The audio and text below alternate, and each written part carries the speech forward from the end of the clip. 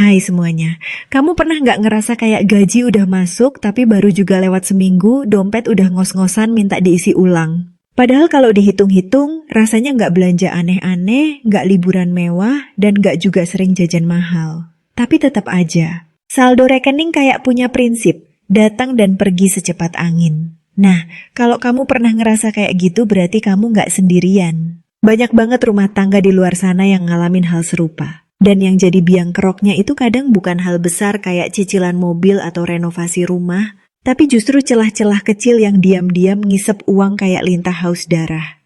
Masalahnya, celah-celah boros ini seringkali menyamar jadi hal yang sepele. Karena kecil, kita anggap enteng. Karena kelihatannya normal, kita nggak waspada. Padahal kalau dijumlahin, efeknya bisa luar biasa. Sama kayak air rembes dari keran bocor, yang kalau dibiarkan semalaman bisa ngisi ember penuh. Celah boros dalam rumah tangga pun begitu, nggak kerasa satu-satu, tapi kalau dijumlahkan bisa bikin kita heran. Loh, kemana uang kita selama ini?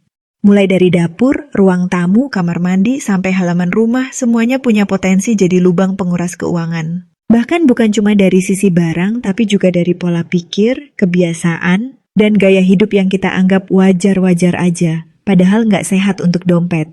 Ambil contoh soal makanan. Banyak keluarga yang ngerasa udah hemat karena jarang makan di luar, tapi lupa ngontrol belanja bulanan. Masuk supermarket niatnya cuma beli sabun, pulangnya bawa 2 kantong belanjaan. Itu pun isinya sering bukan barang yang dibutuhin banget.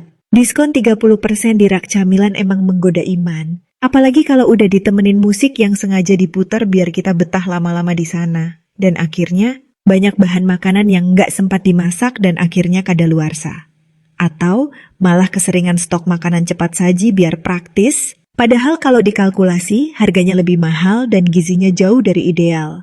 Ini celah yang umum banget, tapi karena nyamannya belanja dan rutinitas yang terbentuk, kita jadi nggak sadar kalau ternyata banyak uang terbuang dari sini.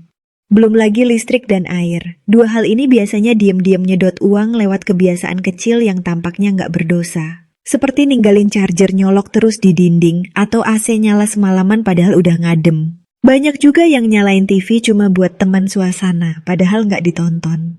Ada juga yang kalau mandi, air keran dibiarkan ngalir tanpa henti sambil sibuk main HP. Ini kebiasaan-kebiasaan yang kalau ditotalin bisa bikin tagihan naik kayak roller coaster. Dan ironisnya, kita kadang malah nyalahin tarif yang naik, padahal yang naik duluan tuh pola konsumsi kita. Salah satu jebakan terbesar juga ada di gaya hidup.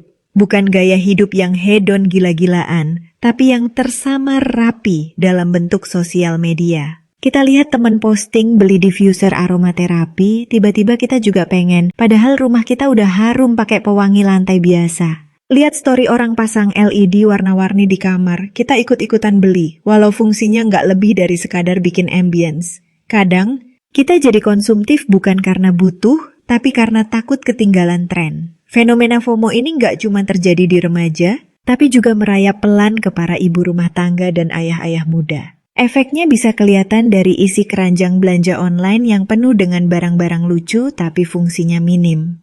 Lalu ada juga pengeluaran tak terlihat yang sering kita anggap sebagai hal biasa, yaitu biaya langganan.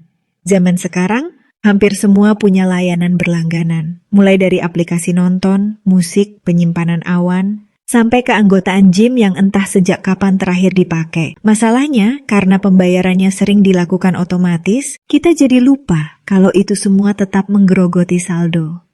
Banyak rumah tangga yang punya 3 hingga 4 langganan streaming, padahal yang ditonton itu-itu aja. Atau 2-3 aplikasi diet dan olahraga, padahal niatnya olahraga masih kalah sama niat rebahan. Celah kayak gini tuh kayak rayap, kecil, diam-diam, tapi bisa bikin bangunan runtuh kalau nggak diawasi. Beralih ke urusan anak-anak, ini juga ladang boros yang penuh jebakan. Niatnya sih pengen kasih yang terbaik buat anak, mainan edukatif, kursus tambahan, baju branded, sepatu yang lucu. Tapi tanpa sadar, kita kadang lebih sering beli buat puasnya kita daripada karena anak benar-benar butuh. Apalagi kalau si kecil masih balita, mereka mah bahagia dikasih kardus bekas pun bisa jadi kapal luar angkasa. Tapi karena kita pengen tampil keren di mata orang lain atau karena termakan iklan parenting yang mewah, akhirnya pengeluaran anak bisa jadi monster buas yang sulit dikendalikan. Ditambah lagi kalau tiap ulang tahun atau hari raya, kita pengen kasih hadiah istimewa. Nggak salah sih, tapi kalau tiap perayaan jadi ajang pemborosan yang ada dompet makin tipis, dan nilai kebersamaan malah makin tipis juga. Bicara soal transportasi juga menarik. Banyak rumah tangga yang ngerasa udah hemat karena nggak beli mobil mewah, tapi lupa bahwa biaya kecil-kecil seperti parkir, tol, bensin, bahkan servis rutin itu bisa jadi bom waktu. Apalagi kalau punya kendaraan lebih dari satu, dan semuanya dipakai cuma sesekali, atau karena tergoda promo ojek online, akhirnya malah jadi makin sering pesan meski jarak dekat bisa ditempuh jalan kaki. Gaya hidup instan ini memang menggoda, tapi lama-lama bisa bikin kantong kita lari maraton tanpa garis finish. Ngomong-ngomong soal instan, ada satu hal yang suka terlewat juga, kepraktisan yang dibayar mahal. Contohnya beli makanan siap saji atau frozen food karena nggak sempat masak. Sekali-sekali sih nggak apa-apa, tapi kalau jadi kebiasaan, bukan cuma dompet yang menderita, tapi kesehatan juga. Banyak rumah tangga yang akhirnya harus keluar duit lebih buat vitamin, obat, atau check up karena efek gaya hidup yang praktis tapi nggak sehat. Dan lucunya, semua berawal dari rasa malas untuk masak atau bikin bekal. Nah, jangan lupa juga sama hal-hal kecil yang sering banget jadi uang melayang tanpa jejak. Misalnya kebiasaan jajan kopi kekinian, beli air mineral botolan padahal di rumah ada galon, atau pesen snack online yang sekali dua kali nggak kerasa. Tapi kalau dihitung sebulan bisa buat bayar listrik. Bahkan biaya transfer antar bank yang cuma 5.000 itu kalau terjadi 10 kali sebulan, ya udah 50.000 sendiri. Kalau 50.000 dikalikan setahun, lumayan buat modal investasi kecil-kecilan. Ada juga celah boros dari sisi emosional, misalnya belanja buat menghibur diri karena lagi stres. Ini sering terjadi, apalagi buat yang kerja sambil ngurus rumah. Capek, pusing, suntuk, akhirnya lari ke e-commerce dan check out keranjang belanja sebagai bentuk self-reward. Padahal rasa senangnya cuma sementara. Setelah itu datang rasa bersalah, lalu tagihan, dan siklusnya berulang. Ini boros yang bentuknya nggak kelihatan, tapi akarnya dalam. Kalau nggak disadari bisa terus jadi kebiasaan yang susah lepas. Banyak juga yang boros karena nggak punya sistem keuangan yang jelas. Semua duit masuk satu rekening, nggak dibagi antara kebutuhan, tabungan, dan hiburan. Akhirnya semuanya terpakai tanpa sadar. Apalagi kalau suami istri sama-sama kerja tapi nggak transparan soal pemasukan dan pengeluaran. Masing-masing merasa sudah berkontribusi, tapi nggak tahu duitnya lari kemana. Ini bukan soal siapa yang salah, tapi soal pentingnya punya kebiasaan finansial yang sehat dan terbuka. Kadang kita juga terlalu percaya sama nanti juga ada rezeki lagi. Ini sikap yang bisa jadi pedang bermata dua. Optimisme memang bagus, tapi kalau jadi alasan untuk nggak disiplin mengatur uang, itu sama aja kayak naik perahu bocor sambil berharap lautnya tenang. Padahal lebih bijak kalau kita tambal dulu bocornya baru berlayar. Banyak celah boros dalam rumah tangga yang bisa diminimalisir bukan dengan penghasilan yang lebih besar, tapi dengan kesadaran yang lebih tajam.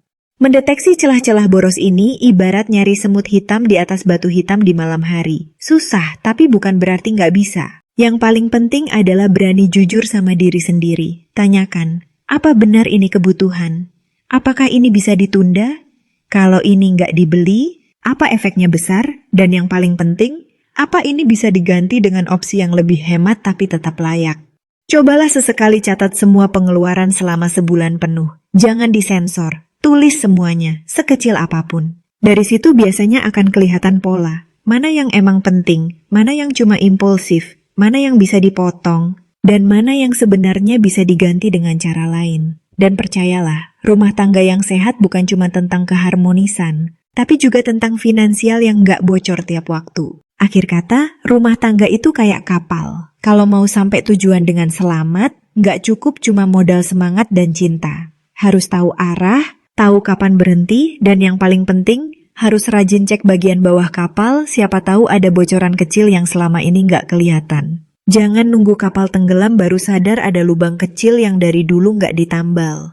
Boros itu bukan soal besar atau kecilnya pengeluaran, tapi soal apakah uang yang keluar itu benar-benar membawa nilai. Kalau enggak, berarti itu celah. Dan kalau terus dibiarkan, bisa berubah jadi jurang. Jadi yuk, mulai dari sekarang, belajar lebih peka sama hal-hal kecil yang diam-diam bikin dompet kita kurus. Karena kalau bisa hidup nyaman tanpa bocor, kenapa harus pilih sebaliknya? Semoga video ini bermanfaat. See you di next video.